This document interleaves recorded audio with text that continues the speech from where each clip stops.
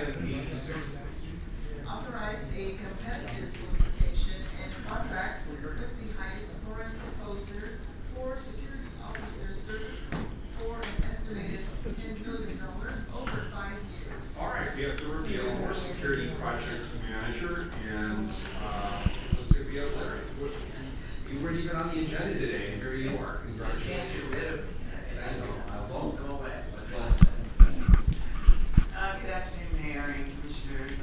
We are here before you to seek authorization to move forward with the RFP process to hire a security contractor to provide ongoing security services for several of our city facilities. The current security contract expires on May 31st of 2019, and there is a need to have a new contractor in place prior to this date so we will not disrupt security services. Here with me to talk to you about the procurement process and to answer any questions. Good morning, Mayor Ritter, Commissioners. I'm Larry Blatt, Procurement Services. Go away. As Dorothy has stated, this legislation ordinance to authorize procurement services in the Facilities Division to create a solicitation which will allow the city to investigate the market and solicit responses from contractors who believe they can effectively provide the requested security services. Once the responses and proposals have been received, they'll be evaluated by a group comprised of city staff and community members. Once that evaluation is complete, we will return to this council with a request to authorize a contract. If there are any concerns which have not been addressed prior to that, the contract even at that point could be postponed or stopped. Again, this legislation in itself does not authorize any contract or obligate the city in any way. If you have questions about that process, I'm still here. Colleagues, any questions prior to testimony? Commissioner Hardesty. Thank you. There's a requirement that the people who are hired under this contract be former police officers. Why is that? Is that not true? No, that is not true. Oh. We would like to have them have law enforcement experience and or military experience, but that is not a mandate. Thank you very much for the clarification. Any further questions? How many people do we have signed up for public testimony? 8 people. Very good. 2 minutes each, please, Mayor, for the record. The first 3 are Joe Walsh, Donna Hayes, and Maggie.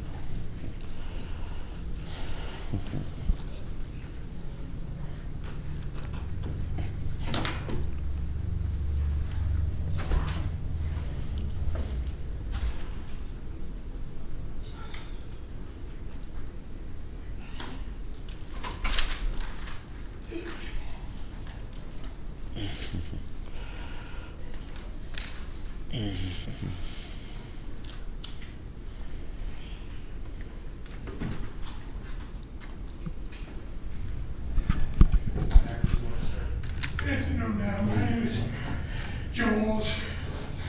I represent Individuals for Justice. No! My name is Donna Hayes. My thing is against G4. I really don't want them to be a part of the pool when you're looking for it. The first thing you read when you go to the website of G4S is the world leading global intricate security company specializing in delivering of security and related service across 6 continents. What happened with hiring a local company right here in Portland? People who understand Portland, or a company that is at least is in the United States. Their investment information is listed in pounds. A local company will keep jobs in Portland. It will help with the economy. These people are located in the United Kingdom. Did you know GS4 had their fair share of legal problems? Just 6 days ago, they agreed to a $130 million settlement over labor law. This was in California. These well-trained security put children in painful restraints in England. What do we do to us adults here?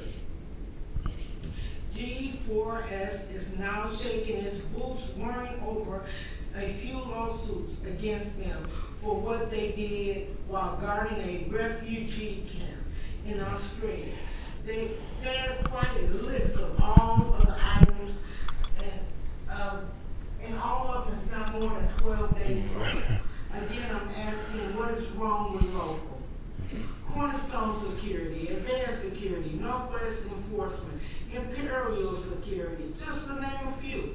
Instead of dealing with a base, thing is short. Okay. Now my problem with this company is right after Moose was killed, I came to City Hall and I was greeted by one of your chief 4S security with a Blue Lives Matter hat on while he was in full uniform. He stood in front of me and his arms was folded with a hat on to antagonize me. That was so unprofessional. I'm asking you, don't let them be a part of the gene pool. Good afternoon. Okay, as far as our comment on foreign security companies coming in, I highly agree. We don't want any foreign, companies coming in and doing security in Oregon. We want local growth. Having said that, I've been in what I believe is a city facility, Pioneer Square, right? And they have private security in there, Pacific Security. I was at a protest for the BID. They were going around and taking pictures of us. Why was that? There's already cameras in Pioneer Square. Why was a private security company taking pictures of us during the protest of BID? Completely legal, permitted, why?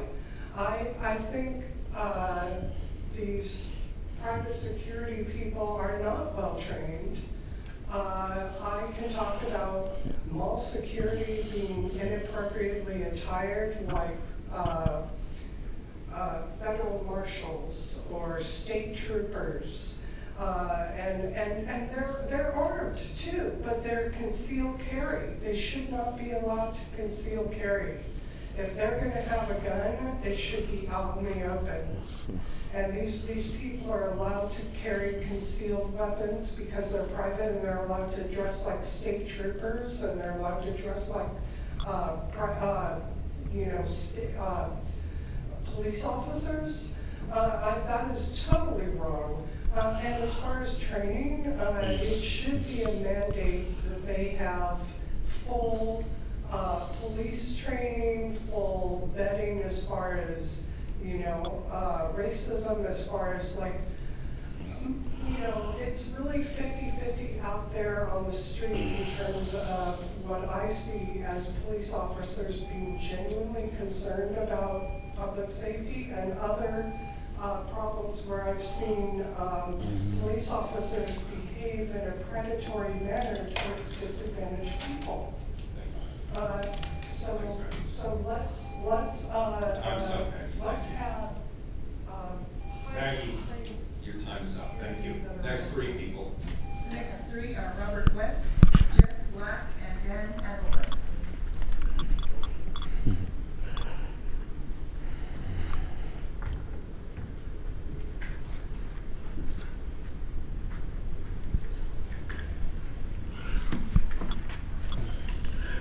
How you doing? My name is Robert West, and I'm going to bring up some stuff about G4S. I noticed you guys are on this police sergeant, but yet G4S does the same thing. If you look at their records, first of all, they're from England. Second of all, they're being investigated for crimes against humanity by the United Nations. They're in charge of refugee camps in Israel and other countries. Their officers overseas have been known to be involved in rapes of women and children and murders. And by paying them, you're supporting not just the ones here, but you're supporting the ones overseas doing those crimes. G4S should not have a contract with the city. because, you know, just because their record here is good doesn't mean they shouldn't be punished for what they did in another country.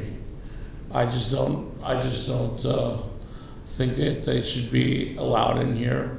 I've seen them involved in pushing and shoving matches. One G4S female officer told me to hit her, and that's on video. And to G4S, that's professionalism. So that's what I got to say. I'm Dan Handelman again with Portland Cop Watch, and while I would agree there are definite concerns about G4S, the good thing about this agenda item is it allows you to hire somebody else. I think the bigger question is, are we spending too much money on security for City Hall and other Portland buildings when there's human needs that aren't being met? And I remember when we used to walk through the front door of this building, period, but then there was a turnstile put in and somebody would ask you, where are you going today? And that seemed like a pretty good way to kind of screen out people that didn't really know what they were doing in here, if they're gonna cause trouble. But now you get treated like a criminal, and you have your badge searched and you get a wand waved over you. One thing to do that at the airport, this is City Hall where we have a right to redress our grievances for the government. And everybody who enters this building now is treated like a criminal. I know people who won't come here because they feel that this is excessive security on the way in. So I think that if this is going to be authorized, I think you should be talking about lowering the amount of money and having a serious discussion about how much of the security is actually needed here at City Hall. I noticed before, I think there were people on the balcony. Is that right? Because the balcony opened up again. That's great because it's been a while. I know they got escorted out, and the mayor accused them of being with a certain group. I think if that is true, that's whatever. We don't agree with those groups' politics or their policies. I think you have to be careful about labeling people about being with a certain group or not. You have to let them self-identify what group they're with. I don't know if you knew for sure which group they're with. What's that? We'll call them the interrupters. Sure, that's fine. That's more, that's describing their behavior. I happen to know the individuals who were up there, so that's why I made the comment. Okay, well, I just, as a member of a group where our name is, the name of a movement, Cop Watch, where we get mistaken for other people, I just want to make, it's very hard when you start labeling people about what group they're in instead of describing their behavior. I said associated with, just to be clear, and I'm 100% certain that I'm accurate. Okay. You're not. Well, to my point. Anyway, again, I'm not sure if you're going to be able to have this discussion in a timely manner about whether or not to spend this amount of money and whether this amount of security is reasonable, since you're trying to meet a May deadline. But I would really love for the city council to think about what you actually need here. Good, thanks. Hi, my name is Jeff Black. G4S is an organization that's occupying this building illegally. They've been violating the civil rights of many individuals, the public. And when I started a documentary film on the murder of Moose Hayes last year, I learned a lot about the different groups that are on the street. Some that are called right wing, some that are called left wing. But we're all residents of the city of Portland, and G4S has created a police state in this building.